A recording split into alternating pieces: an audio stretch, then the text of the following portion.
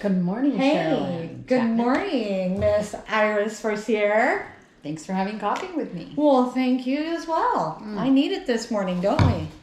Yes, and the drive here, we live in the Puget Sound in Washington, and it is so beautiful. Driving here this morning, it was dry but cold. It was Oh my gosh. 19 degrees driving here, but the mountains were really spectacular. I'm so glad I had a clear view coming in. So beautiful this time of year. Yeah, I was it out in is. Bellingham yesterday, Yeah. and the same thing. All the snow up on the mountains, not, but it is super cold. And last night, walking the dog, I thought of you in your last episode with Hatfield, because they have to use these kind of gloves when they're Right. out there. And so I was out there with my dog Yes. and get my hands in here, and I'm like trying to grab the leash, trying to clean up, Right. And I'm like, I had so much more admiration Yes. for your People who can't move their hands. yeah, well, for them out there, because they use those big space gloves, Right, That yeah. are probably a little bit more deeper than that. But the whole premises, I was thinking, oh my gosh, how much amazing dexterity can and you have how with those big gloves because on? I could not even keep on to the leash, Yeah. and I had to take off my glove and Yeah. do the scooping. Yeah. So anyway, so the cold weather just brought me back to your wonderful person that you talked Oh, thank you. about last episode. So this is our third episode. Third episode. Yes, I know. episode 3. Episode 3. Which is very Coffee and a good. podcast. And our second one will be uploading here shortly. So Yes. just working through some technical difficulties. We are now set up on the GoPro. So part of the whole challenge on my part was being able to get that off the phone and sent over to Alex, our producer. Alex Chapman, And our producer. I don't know why We need it to give went him credit. blank. I can't see myself right there, so I'm hoping that means everything's still okay, even though I can't see the camera It's at the okay, moment. as long as it's recording and But, we don't yeah. have to be on camera. If it's not, that's fine. So now we're all good to go, and the new year treating you good so far, except for being cold? Yes, I today this sort of ties into martial arts. I love martial arts. I've trained in different things, and because of a health issue, I've been grounded, but I've been invited to train privately with someone who's more my age, and hopefully I Oh, won't awesome. get injured, or hopefully my cardiologist will approve it. Oh, yeah, that's true. But Well, yeah, that's I'm looking awesome. forward to getting back to training. And today I am. Would you like me to segue right into who I'm doing? Oh, today? yeah, I would love you to. I am doing a Japanese woman. She is no longer with us, but she had such a big influence in the United States for judo. And judo's definitely on my list of things I would like to train in, maybe privately. I think at this point I feel a little bit too old to take group classes, maybe some private lessons. Private would be good, but I understand that. Yeah, I mean, I felt full of vigor before my heart issue started. Right. But now I'm like, okay, I need to take it a little easier. I can't Sure. keep up with all these youngsters, and that's okay. There's Well, a that time would put and more place. stress on you. Yeah, a And lot so more this way, if you do it stress. private, then you Right. can do it at your pace. That's and right. That's a smart move. Yeah, I felt like it was a smart Oh, move it's a smart too. move. Yeah. So today, the person that I ran across, and some of these people are super random, and some are not. Some are famous, but some are random that we do, and it's just what inspires us. Yeah, absolutely. And this is Keiko. Oh, and it's in Japanese too, which is really. Oh, and the pronunciation translation help for me was by Piper Forcier, my daughter, who took many years of Japanese. So we can yell at Piper if the name is. Oh my goodness, that's too So funny. Keiko Fukuda is my person. My sources are a reflection of Keiko Fukuda by Komiko Hirana, written 2015 and published on 2018, and Wikipedia. So those are my sources for this. And I'm going to talk about, imagine in this era, she was born in 1913. So Just if a you couple can, years ago. in Japan, imagine the time in which Yeah. she came, if you can take your imagination there. So Keiko was a trailblazer for women in the martial arts, which speaks to my heart.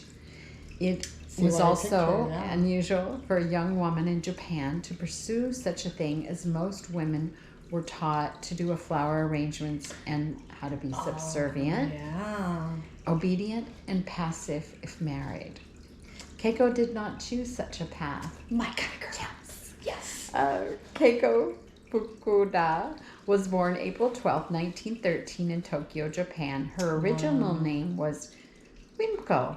And if I've made any mistakes, feel free to, you can email us at Coffee and a Podcast number 3 and let us know. Foreign pronunciation is really hard. This is a tough one. When it's not your native tongue. Your native tongue, yeah. So her original name was Wimko. I've already changed her name. And changed it something easier that we could pronounce. She changed the name when she got advice from a fortune teller, which I guess was a popular thing back then. Oh, wow. Okay. The fortune teller. So, just imagine, if you will, stepping back in time a little bit about her grandfather's history. He plays an important role in Keiko's life. What inspired her? Her grandfather, oh boy, here we go, Hachinosuke I have my tissue. I have a feeling. Fukuda. Oh my gosh. Was originally named, they all changed their names, and he did for a good reason. Chiyokichi Mochida. Chiyokichi Mochida. I have a friend that changed his name to Bruce because his name is it's from Thailand. It's so complicated to pronounce. He's like, Bruce, just call I Bruce. know. So, but he changed it. We'll call him Grandpa. Yeah, Grandpa. But I had to change it to be able to teach jujitsu because he came from a family of farmers and not of samurai warriors. Oh. So it was more of a prestige thing. If you didn't have the lineage, then you had to change your name to kind of. Sure, you gotta, So in 1828 to 1879, her grandfather was a jujitsu master, and the name of his school, I'm going to try to pretend to announce, Tenjin Shinyo. Sounds good. In the Meiji era, which is 1868 to 1912. That's a long time ago. Can you imagine back then? Right. I'm trying to visualize. They were coming out of the samurai warrior era. I've got a samurai. That's in my head. I'm just trying to visualize their country, all of how they, that's such a different time. I know. So they were doing jujitsu way back then. That's cool. And what is also a little bit fascinating information about one of his students pronounced Jigoro Kano. Jigoro Kano. Kano sensei learned traditional techniques of jujitsu from 3 teachers, then created judo. So this is how. So this is how judo. From Grandpa, wow. His student He took lessons from 3 different jujitsu teachers and then created judo. This is how judo came about. Oh, so very cool. Here I'm thinking we're talking about the woman pushing the boundaries, and we get a twofer because we get Grandpa in there. Well, this is what influenced her. That's awesome. So, and the time that it was in too. But it's so she cool. reminds me of Mulan, when Mulan became that warrior. That's right. So she chose this. Hachinosuke Fukuda, Masamoto Iso, and Tsunetushi Ikobo. A modern martial art, combined combat and Olympic sport created in 1982 by Jigoro Kano. Wow. So that was created in 1882, the judo. Wow. So that's pretty cool. So Kano Sensei opened up a women's division in his school in 1926 for women to learn the art of self-defense and to have physical and mental strength to have children. So it wasn't just to learn martial arts. It was like, if you're going to have children, you need to be strong. That guy. They trained. And this part I love because I love training. And I wish I would have had this kind of dedication and time. They train 3 hours a day, Monday through Friday, and 2 hours on Saturday. Oh, wow. You had to be good if you trained. Yeah, you have to. Well, that was, yeah. They were taught using energy for good purposes and sharing mutual prosperity. Okay. Nice. Yeah. So when Keiko was a little girl, she was sent to live with She was sent to live with a farmer's family until the age of 5 or 6. It was quite common to help out farmers' families and to help them and strengthen your body, which is kind of cool. I wish I could have spent and that makes mine on a sense farm. because when you're on a farm, man, you are. Well, and the life skills and just helping the community. It was about helping each other prosper. And food is a very big deal that our children, unfortunately, today are not taught. No, I don't think about it. It just comes out and they're like, they don't think about how all the farming is such hard they had work. to go through. Yeah, I think everybody needs to go through that. Farmers boot camp. Yeah. Let's start that. Well, when my daughter was in school, though, they didn't have farmers boot camp, but they did make a field day or whatever. Oh, nice. What is that called? The field trip. Goes out. Field trip. And they went to a farm and saw how everything was farmed, and they got to. Oh, that's good. Milk the cows. That's a nerd, and I don't think they got to milk the cows in this one, but they did get to do pulling vegetables and stuff out of the ground, which I think is important. I think it's important. You need to know. When Piper was young, we went to a friend's farm, and she got. Oh, I think I did the work, though. She just got to play. We had to dig potatoes out of the ground. That was tough. That was backbreaking. That's hard work. But it was really rewarding at the end of the day. Okay, so then she went back to her mother's to start school at around 6. She was a dedicated student and did very well. While at school, Keiko survived the Great Kanto earthquake, which was devastating with a great loss of life. Keiko's family lost their home, as many did. I think I need a sip of coffee now. Oh, yeah. I need my coffee today. It's such a cold day. Tired. So, Kono Sensei was Keiko's first judo school at a young age. All I know is that she was well on her way in becoming a judo master at 22. Can you imagine? 22 and you're a master. She was a badass for sure. Yeah. Keiko talks about the path she chose. Back and meet these people. Yes, I wish That'd I be could so cool. If we could time travel. A lot of people. Or we could pop into a zone and say, "Okay, I want to meet you, you." Oh, so many. That would be so many on the list. Yeah. Keiko talks about the path she chose, and I will share small moments of what it meant to her. Keiko arrived in San Francisco in 1966, such a cute which place. had made her about 53. So she was already an older woman, quite established in judo by then. That gives me hope. Right. Hey, and I do admire that. I admire that. Other cultures, they're not afraid to bring it on and older in life. That's awesome. Well, that seems kind of older to come to another country to live and teach judo. Yeah, it does. I mean, I give her props. Yes. That's courageous. And brave to do I that. think she stayed at a Buddhist school for a while. I'm not sure. But then she met Dr. Shelley Fernandez in 1967. Oh. And she became her life partner. Aww. Dr. Shelley Fernandez was amazing as well. And she has been a lifelong advocate of women's rights. Dr. Shelley Fernandez, also a badass, had served 2 terms for National Organization for Women, called NOW. I like that. NOW. National Organization for Women. NOW. Oh, nice. Dr. Shelley also founded the La Casa de la Madre, the first shelter for battered women in the U.S. She was the first one to do that? Mm-hmm. Oh, wow. Yeah, that's pretty cool. That's awesome. Much needed, yeah. Oh, yeah. So, Keiko, while old-fashioned and very strict in her traditional judo teachings, she was open-hearted about other things, as Keiko herself would say. Oh, and she had a famous saying, which I love. Be strong, be gentle, be beautiful, was Keiko's saying. Oh. A mind-body connection.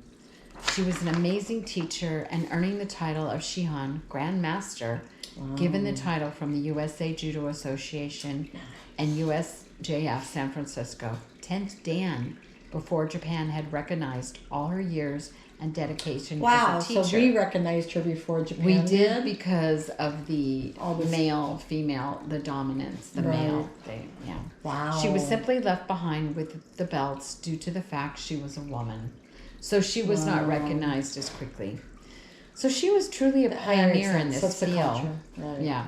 She was truly a pioneer in this field, and as they say, rode the tides with women's rights. Wow. Dr. Shelley, her life partner, believed... This is why we do this, people, because we get to learn about the people, how we get from point A to point B. That's right, and why it's so important to, keep going and doing and be passionate about what you're doing. Well, we're honoring their work, how they started, paving the way. Otherwise, we wouldn't have judo here for women. Yeah. That's amazing. Dr. Shelley, her life partner, believed that God protected her. That was real, oh boy, I'm going to butcher this one. That was real Buddha Sattva. That achieved Satori, which means enlightenment here on earth. Oh, wow. She was a true master of kindness and judo. She was also a small... That goes hand in hand, though, doesn't it? She was a small little woman, too. Oh, yeah, I'm going to go look up and see what her pictures look like. Yeah. But doesn't that go hand in hand with judo? You have to, you're fierce, but you have to be centered and kind. Sometimes you're following the path of least resistance, too. And with jiu-jitsu or judo, you're just kind of using the other opponent's... weak points? No, their force. Okay. Okay. So she was good at it. I mean, a grandmaster, honestly. It has also been said from her travels around the world that her judo was dignified and magnificent. She had an indomitable spirit and dedicated her life to teaching judo. Wow. I want to go see if I can find a clip. Yeah. Of her. Watch her. Yeah. Watch her if there's... I'm sure this there's got to be something. Japanese woman. Yeah. I know. The empowerment that women felt after studying with her. Keiko passed away at the age of 99 years old. She never stopped teaching and leaves behind a legacy of self-defense for women. Thank you. Thank you so much. Yes. R.I.P. Keiko, and thank you for what you helped start and cultivate in your life for many women and women to come for a very long time. Wow, I wish I could have met her. Yeah. I would have really loved to have met her. She had a purpose. She was here for 99 years. Yeah. She was here for a purpose. And she honored that purpose, That is amazing. So then they resided then. They never went back home. No, she did have a visit back home. It's in her book, that I read. But it sounds like she was so much more appreciated here, away from Japan because of the culture. That's right. But yes, that's true. And in many other countries, she traveled to many other countries. Wow. The book I read was by Kumiko Hirana. If anyone wants to look it up, maybe we'll put it on our Instagram page. We'll get that up there because it's hard. Reflections of Keiko. That was Reflections of Keiko. That's that would be. Yeah. I don't think anybody has that title. So Hirana. That's amazing. Yeah. Just think of all the, like you were saying earlier, all the challenges. That was totally taboo back in her country to be on the on the map, masculine and on the map because she's not supporting what the culture the day was. This is what you do, and then she's like, no.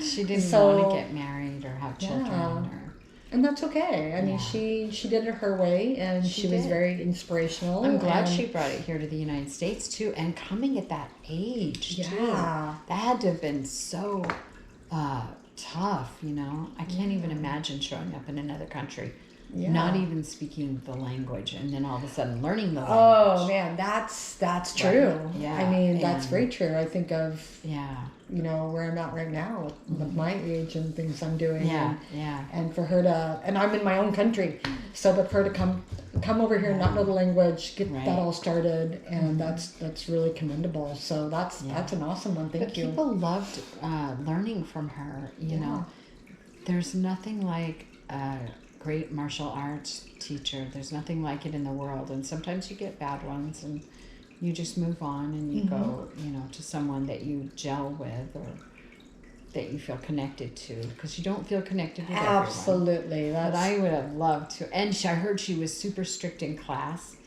And I heard, she would make you do it very traditional. You had to sit on your knees, which is really hard for me at this juncture in my life. But she was very old-fashioned. She's like, you got to have the basics down. And she's very respectful of that. Right, so be like, well, then I'm going to teach you the right way, and we're going to go over it 20 times, like wax on, wax off kind of thing with karate. You know, then because it's so important to the culture to be showing it in the way it's supposed to be done. And for her, it was respect. And also, she would watch other judo people teach judo, and and one thing I also admire was safety. She was very safe, and I admire that in any teaching, whether it's martial arts or anything, when safety is at the forefront in your mind for the students or whomever that you're dealing with. And it was said that as she got older, they would literally wheel her out, because she didn't stop teaching until she died. At 99 years old, they'd wheel her out in a wheelchair, and she'd still give commands. Another Betty White. Do it, you know, like whatever, however she said it, but she was still teaching. I mean, how cool would that be? So she went out doing what she loved. And if you're going to go out doing what you love, that's the best way to do it, you know? Keiko. Wow. So what was the name of the book again? Keiko. Reflections of Keiko Fukuda. That is by amazing. Keiko Hirana. Yeah, thank you, because I would not be able to even attempt that. That is a great one. Thank you for. I really enjoyed that. Like, because you are in. That's what you do. Yeah. So if you're doing those type of martial arts, then man, and there's so many masters and grandmasters. I studied with my friend. I don't know if she wants me to mention her name, but she was also a master, and she's amazing. And I can't say enough good things about her and the way she taught. And my brain was very receptive to learning from her, and I look forward to learning new things from many people. I also studied jiu-jitsu recently, and like I said, I've been grounded because of health conditions, but I love learning, and I love all martial arts. It doesn't matter what it is for me. I think it's so beautiful. Yeah, and it is beautiful. Yeah, and it's hard, it's challenging, and that's why I really love it. They think it, but it's all about coordination of the muscles, not coordinated, and speed and resistance and all of that. So it's repetition. actually something that I think we can all benefit from. So I think so. I think it should be taught in school, at least some form. It doesn't have to be like athletic, which is good though, doing it athletic, martial arts. That's what. A lot of masters will be like, you shouldn't take it for being your core class of athleticism, but I disagree. I love it. I mean, it was definitely my core. Because it's balance. It is balance. There's so many different things that it's control. And just trying to remember everything. Right. Which was challenging. I agree with you. I think it's something that should be in school because it's showing you, you're learning so many more things than what you would think. And I think it's important. And respect. Respect, yeah. Yeah, a lot of young children, parents will ask me, what do you think my child should take? And I'm like, well, it's up to the child and you and the individual, what they kind of fit into. Should they take judo? Should they take, a taekwondo? I think it's all good. I think I do too. Pick one that your child feels comfortable with, whether it's karate, taekwondo, kung fu, and some martial artists always, will badmouth another martial art, which isn't very nice because they're all useful. They're all useful. There's plenty of different styles to go around. And I like blending, and I like being well-rounded. When I took karate for years, I found that when I took kung fu was so different. Like I took karate for a few years and I was very linear. And then I took kung fu and then I became very circular.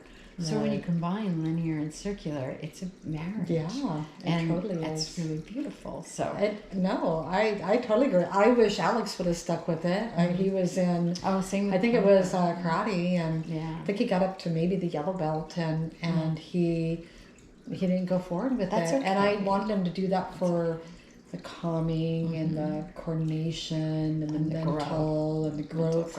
Yeah, I was really hopeful that he could move up, but I'm like, you don't have to be perfect. It's like, come on. So he felt that he was not doing it the right way. Oh, I've seen children get discouraged. So he got discouraged and quit. I've seen a lot of children get discouraged. And even as adults, I mean, I've been discouraged because I'm not naturally coordinated. Yeah. And it takes me years, very but I have that stubborn personality that, no, I will stick with this. I will do this. I will die doing this. Yes, it's like, I can do it. Yeah, no, that's my great. spirit. No, thank you. That was a beautiful story. I know you have some quotes. I do. I have a couple. Love the quotes at the end of our episode. I felt like this one She's really, our quote queen. I felt like was so important for us because so many people, like Charlene and I are going to be doing people you may not agree with or you may find fault with. Yeah. And we don't always know the political situation with people, what they've gone through, what they're going through. I mean, we may talk about someone and you're like, how could you? That person did this and they're killing people with vaccines or da-da-da, or you have a controversial point of view. Yeah. And we don't know all the ins and outs and we don't claim to. We just don't know how much of it is hearsay. Right. And we don't, and I just would suggest to people that be open-minded. Be open-minded and get your resources checked and, then make your decision, and you don't have to agree. And this quote really rings it in. An environment that is not as safe to disagree is not an environment focused on growth. Yeah. It's an environment focused on control. And that quote is by Wendy Jade. And I really believe that. And I found this on Instagram at +energy_plus. Yeah. But it's so true. It's if you can't disagree in a civilized manner, then, Well, it's like that old saying, agree to disagree. Exactly. So it's like, not everything, that you love about me. It just, we're all different, and that's what makes us blend, because we bring different things to the pot. That's right. Yeah. And here's another one for you all to remember too, because another one from Positive Energy. I love those guys. Plus. I do too. This is positive people also have negative thoughts. I try to tell my daughter this all the time. They just don't allow those thoughts to control them. Correct. That's a good one. And can you read that again? Yeah, I'm going to read that again, and then I'm going to expand on that, because positive people also have negative thoughts. They just don't allow those thoughts to control them. And I try teaching my daughter this, that everyone has negative thoughts. Yeah. It's what we do with them. Exactly. It's like having a crush on someone, and it's how we, or shame comes in like, oh, I had a negative thought. Oh, I have a crush on this person. So what? It's okay to have a negative thought. It's okay to have a crush on someone. It's what we do with that crush, or what we do with those negative thoughts. You can be married and have crushes, because to me a crush is like, just really love the energy of that person. That's right. That's and exactly right. You are embracing everything that person's about. And do you want to go run and be with them? No, but you just love the energy. Yeah, right. you choose that line. That's right. That's right. So same with negative thoughts. I mean, I understand it when young people say to me, "Oh, but I had this negative thought. I must be bad." No, you're not bad. No. You're normal. All people, saints, have negative thoughts. I mean, people are human. We're not inhuman. We're not impervious to these thoughts. We're just all, but we check ourselves. As we get older, we're like, oh, that was kind of harsh for me to be judging this person. Or that was really harsh of me. Or how can I dissipate that negative thought, I should acknowledge it first. Yeah. And you had mentioned what you had seen the other day, and it really upset you about a child being taught that they weren't allowed to have their emotion. Oh my gosh, yeah. It's and you don't have to say who. Not bashing, but it's something I saw, and it upset me because the child was in a moment, was trying to be redirected by the parent, and I applaud that, breathing out.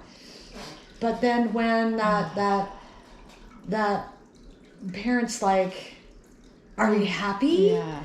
And then the look on the child's face, and this we're talking like a real young, like 2 years old or something like that. And I can still see it. That's why it gets to me. Yeah. The child, and the whole thing was, because they were saying, "Tell me you're happy. Tell me you're happy." So and the child was forced to say they were happy, but you could read it in their face that, I'm happy. I mean, and I it was believe just in broke faking. my heart. I mean, I believe in faking it till you make it, but to a degree. When it comes to negating your feelings and expressing your anger or your emotion that you're having, they were suppressing that. They weren't allowing that child to work through it. Might turn him into a psychopath for sure. I don't know, but it just, to me, if you would have seen the face, it was different. If the child would have went, "Oh yeah, I'm happy." I mean, but this child is more sensitive. You can tell, right? And it hit me wrong. But then I've got to back up. I don't know the whole story with the parent, and I don't know the whole story about the child. But what I'm saying is, our words. We need to let each other, vent for one. But because that can bring out positive. If you repress it, then it's all negative. But That's right. I could go on a whole other tangent. So anyway, but those are great. Thank you. I always love the ones that you pick because they're. Well, I love. They get you to. That gets you to think. So in other words, think. everyone, be kind with each other. Absolutely. Be kind with your words because they do matter. They do. Words matter. But if you mess up, forgive yourself too. Yep. And if you need to seek mental health, go to a healthcare professional. Well, or talk to a friend. I mean, or talk to a friend. Yeah, we definitely advocate for mental health. And absolutely. It's not easy. It's not easy for any of us. So life's not easy. No. And the biggest thing I have to say, what you see on TV, what you see in other people's lives, remember, you're only seeing a snippet. So please don't judge your life. Don't judge yourself. Because again, you're seeing all the good. You're not seeing all the things that are edited out. Like when they have to go through to get where they're at. Sure, it looks great out there, but that doesn't mean that their life is any better. You could have a better life and not even know it. So be grateful for who you are and what you have and what you give. Is the way I feel. Oh, and I did hear this thing about gratitude. I mean, there's so much to talk about. Oh, yeah. Gratitude. Like I wonder why we have a podcast. I try to teach my daughter this, and myself included, because I'll start getting angry or frustrated and ranting about something, and then I'll stop myself and I'll say, wait a minute, take a breath. What am I grateful for? Okay, I've expressed those negative emotions. That's great. I've got them out. It's a good point. Now, what am I grateful for now? Yeah. And and then I tell my daughter how grateful I am for her or to hang out with her. Helps you get out of that mood. It does. It's so easy. And I'm not denying those other feelings. I got them off my chest. Exactly. Trust me. They were there, but then I can move on. Right. And they will say, I was reading a book, trying to remember which one it was, because I'm listening, not reading, but listening to a lot of different books. But we're genetically that way. Yes. So it's not a default. It's retraining your brain. Yeah. And you can retrain it to be positive. Yeah. And to look at that first. It just takes habit. It does. Yeah. And it's not easy. That's what we're working on. Why do you think we have a podcast again? Turning things around. Yeah. You know, did I already tell the story about me being at Costco years ago and the lights were getting to me and it was like, and I felt drained. Get overwhelmed at Costco. Big warehouse. I love Costco. And then one day I just said to myself, I will no longer be drained by the big crowd, the noise, the lights. I will take this energy and it will energize me. And ever since Choo, then, choo. I love going to Costco. Yeah. I just absorb all the good energy and the lighting, and I'm like, I'm here, and I absorb it, and it is a mind shift, and it does take discipline, to say to yourself, I will take. You gotta wanna. Yeah. And the same thing, visiting doctor's offices and sometimes the receptions are not in a good mood and they don't want to see another person, and I just smile and breathe. Like, thank you. Yeah. I'm here. Yeah. Please be kind to me. Anyway, with Exactly. that, I think when you put out the energy, it's people give it back. So it's kind of hard to be cranky to somebody that's giving you so much positive energy. That's right. So go out there and be that positive energy vendor. The energy vendor. We talked about that. Being the energy vendor in positive ways. So until next time. Yeah. Thank you, Shirley. Well, thank you, Iris. Alrighty. Well, cheers to coffee toast. Episode 3, and we're coffee and a podcast 3 on gmail.com. But and we're generally just coffee and a podcast on other places. Yeah, and we are on Spotify, we are on YouTube, Instagram, so we will get those out in the link. The 3 only comes in place with the Gmail, just so you know. The what? The 3, the number 3 only comes into right. Place with the Gmail. And I wanted to clarify that. No, that's true. And then on Instagram, it only allows you to play so much, so... Yes, little snippets. So, and I don't cook like Gordon Ramsay. I don't even know how to cook a steak. Oh my god. Okay, so she's the baker. So since she said that, I'm like, oh my god, I've got to learn how to cook. She does cook. Don't let her fool you. Thank you for listening. Yeah, where's my goodies? Anyway, no, she always brings such amazing things. So she brought some stuff. I'm just kidding. Thank you for listening to us. Yeah, thank you. And until next time. Be kind and be good to yourself. And to everyone else. Exactly. All right. Ciao.